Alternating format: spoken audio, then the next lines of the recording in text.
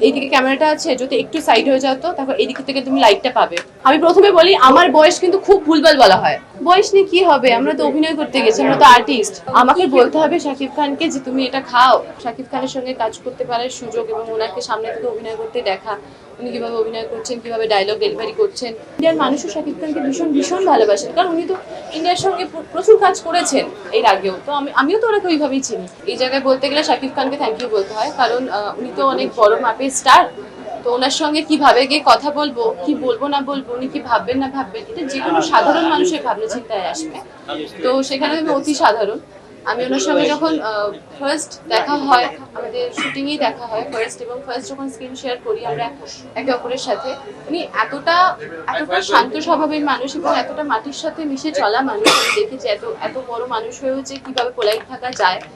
তো ওই বিষয়টা আমাকে ভীষণ ভীষণ ভালো লাগিয়েছে, এবং উনি আইস ব্রেক করেছেন আমার, মানে একসাথে কাজ করার সময় মজা, আড্ডা, গল্পর মধ্যে। এবং আমরা দেখুন প্রত্যেকটা একটা চরিত্র, প্রিন্স একটা চরিত্র, সোনিয়া একটা চরিত্র, এবং যে গানটা পরি বেরিয়েছে সেটাও একটা গান। তো সেক্ষেত্রে আমরা চেষ্টা করেছি আমাদের মতো করে আমাদের কেমিস্ট্রিটাকে তৈরি করার গানের মধ্যে এবং দর্শককে ভালো লাগানোর।